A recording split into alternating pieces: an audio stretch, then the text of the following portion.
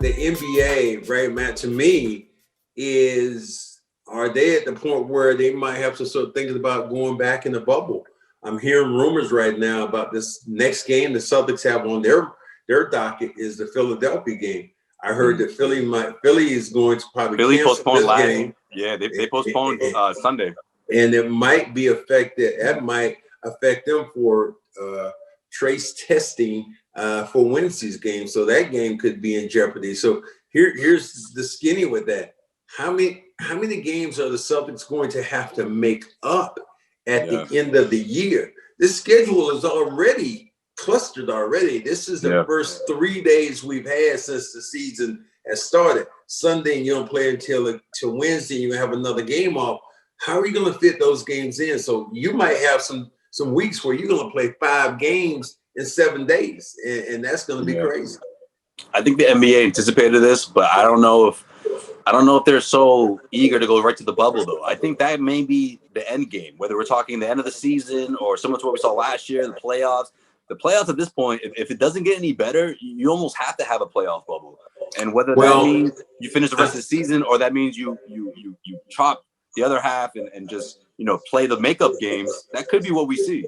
I think one thing, Sean Grandy, my broadcast partner, made a pretty good observation and statement. And he said, maybe the NBA should have started out the beginning of the season by being in the bubble, since everything is so contagious right now, the first half of the season, and then come out of the bubble in the second half of the season after, the vaccinations and things start to die down.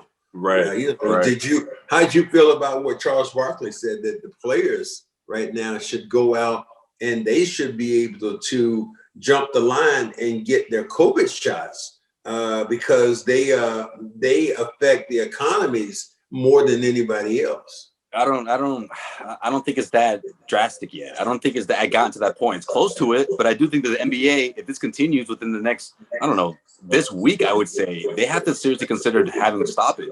Whether that means 2 weeks where everyone quarantines for 14 days, or whether that means a month. I mean, as teams or as games are getting postponed, this is starting to affect records, and at the end of the season, if a team is a few games short of his playoff seed, or a bracket would be, the complexion of a bracket would change dramatically if they had won 3 or 4 games and those games were connected to COVID, protocol.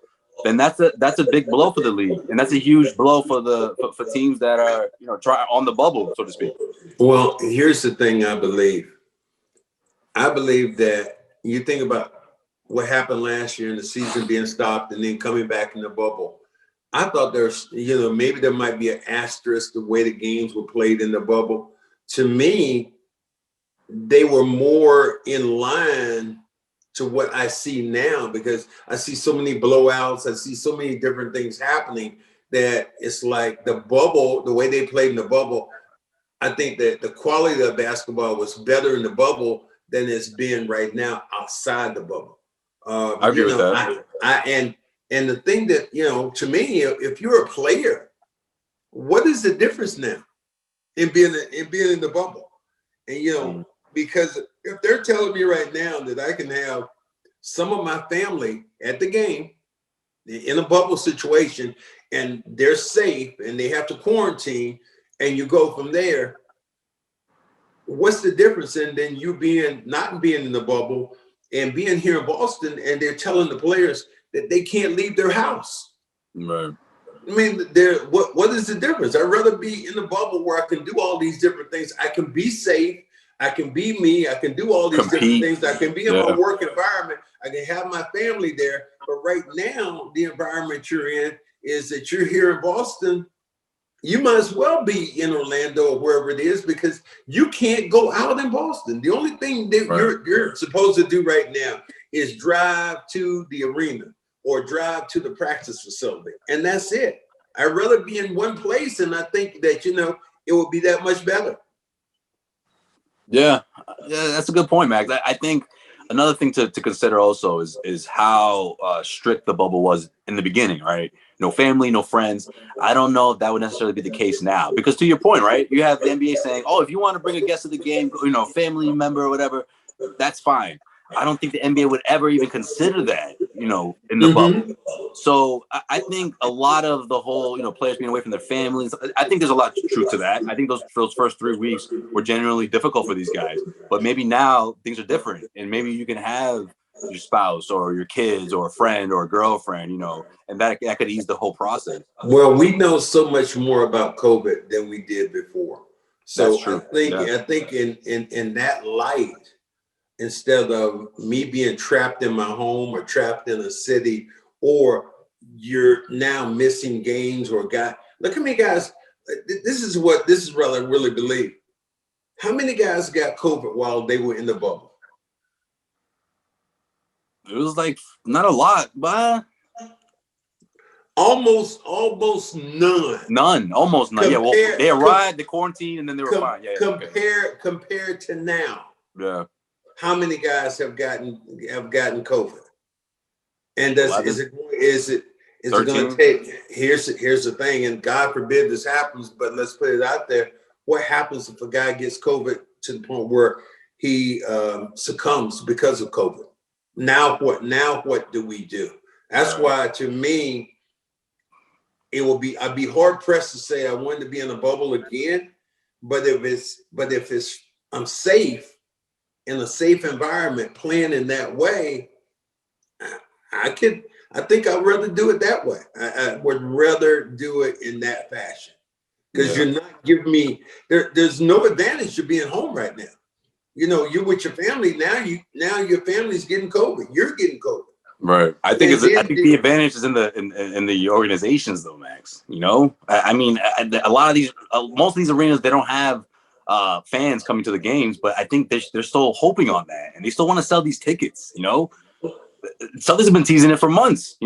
When they come back, get on that waiting list, because they're gonna come back. They're gonna come back, and now they're at a point where that's not realistic anymore. Well, here's the thing. Yeah, everybody does want to do that. But how many people did you have at the Patriots game this year? None. How many people did you have at the Red Sox game this year? Zero. None. But what about Florida, though? Game? How many at Bruins game? What about Florida? What happened? What happened after the Celtics went to Florida? That's when all this COVID thing happened. Man. You just made my point, big fella. You just exactly. made my point. Yeah, man. What they have? 1,200 fans? 1,200 fans. What happened when the Celtics had been doing well until they went to, where was it? Orlando? And no, it was Tampa. Toronto and Orlando. Tampa. The Raptors. Tampa now. Right. Tampa, and they went to, where was the next place they went? Oh, I know. Where'd they go, Josue? Miami. Oh man, what? Where the party's on. To break it down. And you are always a conspiracy theory person. You knew I was on this. I mean, you're not connecting any kind of dots here at all, because they tell you now in the restaurants in Miami, in that area, you can eat outside. There's no other place, not few places in America that you're eating outside at this time of the year. Miami is one of them. So if you have more than one person in a restaurant setting in Miami, do you think it's going to turn into a party or a club? Oh yeah. I mean, look what happened when Alabama won that football game. And they beat Ohio State. Oh, when they all rushed the field, yeah.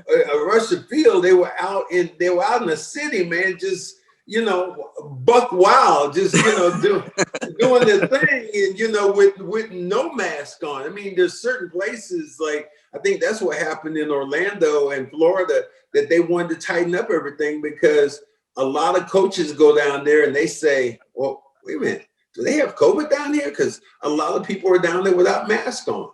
Right. And you get the fans going in. I'm hearing there's a handful of venues, places in Miami that they're open till 12. That's the only difference they've really made, is that they cut back the hours, but they're letting people in, mask on. Letting people in. And if you're doing that, then that's a disservice to what we're trying to do. You think about it this way: would you go out right now in Los Angeles? Nah, probably hell no. Absolutely not. not the way COVID is now. And you could just look at this nation until, people start getting the vaccine. I think that, that's when things are going to change. But right now, they're really not. It's just really a touch and go. And that to me is unfortunate.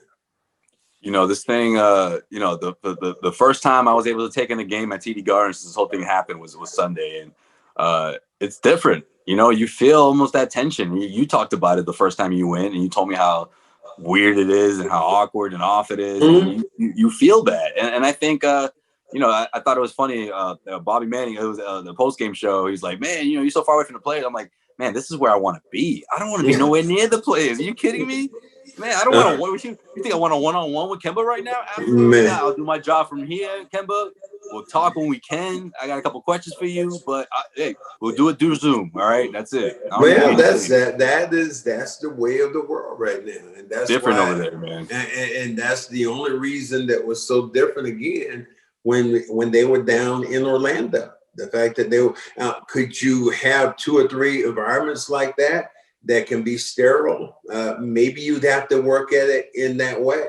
NHL, look what they've done in the fact that they have Canada is not allowing teams to come from the States, vice versa. So what they did, they formed their own, Canadian-like league up there, and they stay, So we'll see how those things go with, all the testing and all that. So it's just crazy.